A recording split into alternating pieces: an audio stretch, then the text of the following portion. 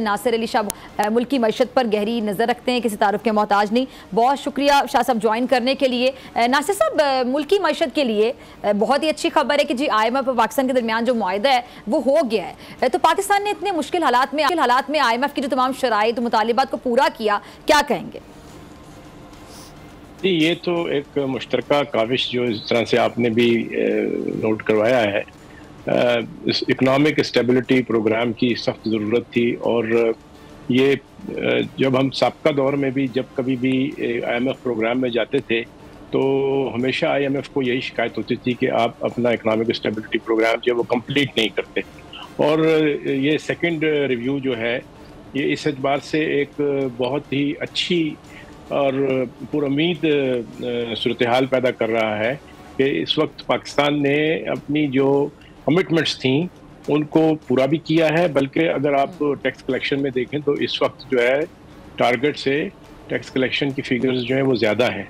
ये दुरुस्त है कि पाकिस्तान को 15% का कम से कम जो GDP का जो परसेंटेज है तो टैक्स नेट में लाना पड़ेगा, और उसके लिए जो है एक मुसलसल कोशिश की जानी चाहिए। और उसका जो रिफॉर्म प्रोग्राम अभी शुरू हुआ है वो आने वाली हुकूमत के लिए भी बहुत ज़रूरी होगा कि इसी रिफॉर्म प्रोग्राम को आगे लेके चले, बल्कि उसको और बल्कि बढ़ोतरी दे, ताकि मुल्क में जो है ऐसी फ़ज़ा कायम हो जिससे इन्वेस्टमेंट्स जो है वो अट्रैक्ट हो सकें। डोमेस्टिकली भी कॉन्फिडेंस बढ़ता है तो इंटरनेशनल इन्वेस्टर भी जो है वो पाकिस्तान की तरफ देखना शुरू करता है। और डोमेस्टिक आपको अंदाज़ा है कि जब डॉलर का रेट बढ़ रहा था तो हर शख्स जो है वो यही चाहता था कि मैं डॉलर ख़रीद के रख लूँ, जबकि इकॉनमी जो है वो तो चलती है कि जब इकॉनमी में कैश हो। और इसके अलावा भी जो यानी प्रोग्राम है SIFCs के, उनसे भी जाहिर होता है कि ये एक इकनॉमिक जो सक्सेस हमें मिली है, ये इसमें जो है एक इन्वेस्टमेंट की जब तक ट्रैजेक्टरी नहीं आएगी उस वक्त इसकी जो है कंटिन्यूटी नहीं हो सकेगी। अच्छी बात जो है वो नजर आनी शुरू हुई है। अब इसको इसी चीज को आगे बढ़ाने की जरूरत है कि ये जो रिफॉर्म प्रोग्राम है ये जारी रहे। चलें, उम्मीद की किरण जो है वो दिखाई दी है और इंशाल्लाह हम दुआ गो के आगे बेहतर रहे। नासिर साहब, ये जैसा कि IMF की सरबराह ने भी कहा है कि पाकिस्तानी जो मईशत है उसके लिए सबसे बड़ा चैलेंज या जो बड़ा मसला है वो टैक्स कलेक्शन है, टैक्स की वसूली। तो क्या कितना ज़रूरी है लोगों को टैक्स नेट में लाएँ, ख़ासतौर पर उन सेक्टर्स को जहाँ पर जो टैक्स की चोरी है वो बहुत ज़्यादा है? नुकसान तो ज़ाहिर बात है मुल्क की मईशत को ही होता है फिर इसका। देखिए, आप फौरी तौर पे अपने इर्द गिर्द देखें, जितनी दुकानें हैं जो रिटेल शॉप्स हैं, अगर उनकी आप कलेक्शंस देखें तो वो चंद बिलियन रुपीस की हैं। और जब कभी भी हुकूमत ने थोड़ी बहुत भी उसके ऊपर टैक्स लगाने की कोशिश की है, तमाम सियासी हुकूमतें जो है उनके सामने मजबूर हो गई हैं और विड्रॉ कर लिया है। ये एक बहुत बड़ा अलमिया है कि एक बहुत ही ज़रूरी सेक्टर जो कि बहुत अच्छी कंट्रीब्यूशंस कर सकता है। आप दुकानों के साइज़ देखें और उनकी टैक्स की पेमेंट देखें तो आपको हैरत होगी कि ये किस तरह से हम इसको जो है अफोर्ड कर सकते हैं कि ये टैक्स नेट में ना आए। दूसरा, स्मगलिंग जो है वो उसके ऊपर भी जो एक्शंस लिए गए हैं उसका भी अब एक पॉजिटिव इम्पैक्ट आना चाहिए, क्योंकि अगर स्मगल शुदा माल है तो वो भी तो आपका टैक्स बचा के स्मगल किया गया है ना। तो उसकी जो स्मगलिंग का जो सिस्टम है वो एक इंस्टीट्यूशनलाइज तरीके से आगे बढ़ने की जरूरत है। और कुछ इन इंसेंटिव्स की कॉस्ट क्या है, उन इंसेंटिव्स को जब हम मिला के देखें तो उससे आपके पास तकरीबन कोई 2.5 ट्रिलियन रुपीस जो है वो इंसेंटिव्स की नज़र हो जाता है। तो उससे भी कुछ जो है एक मुसलसल जो मैंने अर्ज़ की पहले भी रिफॉर्म प्रोग्राम को कंटिन्यू करने की ज़रूरत होगी। तो ये सब उस रिफॉर्म्स का हिस्सा होगा।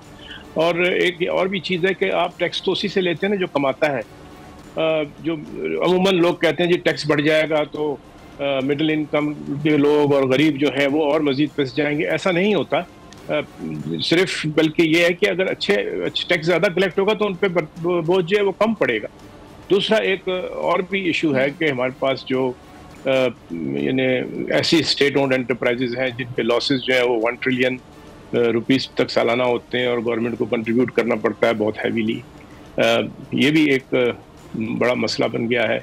इस तरफ भी जो है तवज्जो की जा रही है। ख़ासतौर पे SIFC ने आज भी अपनी मीटिंग के अंदर जो है इसकी अहमियत और ज़रूरत जो है उसको महसूस किया है। तीसरी चीज़ जो है वो कोई भी इकॉनमी जो है वो प्रॉब्लम में तब आती है जब उसका करंट अकाउंट का डेफिसिट जो है वो बढ़ जाए। अगर हम अपना करंट अकाउंट जो है उसको मैनेज कर लें और टैक्स बढ़ा लें तो उससे हमारा करंट अकाउंट का जो डेफिसिट है उसमें भी हमें जो है सहूलत मिल सकती है और हमें वो परेशानी नहीं आ सकती जो वक्तन फवक्तन हमें चैलेंजेस की सूरत में गुज़िश्ता तमाम हुकूमतों में मोरलेस जो है वो पिछले 15 साल में नजर आ रही हैं। ठीक है जी। तो नासिर साहब, जैसा कि आपने खुद भी जिक्र किया, ये जो हमारी अस्करी क़यादत और हुकूमत ने मिलकर मुल्क की मईशत की बेहतरी के लिए फ़ैसले लिए हैं, जिसमें ये जो SIFC है इसका क़याम यकीनी तौर पे बड़ी अहमियत का हामिल है, बहुत अहम है, बड़ा इंपॉर्टेंट है। तो आप क्या समझते हैं कि कितना असर हो सकता है अगर हम वाकई गैर मुल्की सरमायाकारी लाने में कामयाब हो जाते हैं, जो कि इंशाल्लाह हम होंगे? नहीं, कुछ जो उसके इंडिकेशन है वो तो फौरी तौर पर आपने एग्रीकल्चर की प्रोडक्शन देखी कि राइस की हमारी जो इस दफ़ा प्रोडक्शन है वो ऑलमोस्ट ऑल टाइम हाई समझी जा रही है और उससे हमारी एक्सपोर्ट्स में भी जो है बेहतरी आई है। तकरीबन $1.5 बिलियन की हमारी एक्सपोर्ट्स जो है राइस की वो इस दफ़ा इस साल बढ़ने की उम्मीद है। इसी तरह कॉटन की जो प्रोडक्शन थी पिछले साल 5 मिलियन बेल्स हुई थी सिर्फ, इस दफ़ा 10 से 11 मिलियन बेल्स की जो है वो फोरकास्ट है। और जो आपके पास गंदम की इस वक्त दवाई का सीज़न शुरू हो गया है उसमें भी उम्मीद है कि एक बहुत बड़ा हिस्सा जो है कल्टीवेशन में वो हम कम से कम 10 से 15% जो है वो उसकी हम बढ़ा सकेंगे एकरेज, जिससे कि आपकी गंदम की पैदावार जो है वो भी इंशाअल्लाह अज़ीज़ इस साल बहुत बेहतर होने की उम्मीद है। क्योंकि क्लाइमेट चेंज की वजह से जो चैलेंजेस हैं वो तो अपनी जगह पर है, लेकिन हमारी एग्रीकल्चर जो है वो बिहेव कर रही है। तो ये 2 से 3 साल के अंदर जो है अगर हम साथ में अपनी ये रिफॉर्म प्रोग्राम और जो एग्रीकल्चर जो हमारे इनकम जो है वो पहुँचे फार्मर्स तक, तो उससे एक बेहतरी जो है वो बिल्कुल नज़र आनी शुरू हो जाएगी। लेकिन सबसे अहम चीज़ ये है कि हम एक्सपोर्ट कैसे बढ़ाएं। चैलेंज जो है इस मुल्क का सबसे ज़्यादा वो है कि हम डॉलर कैसे कमाएं।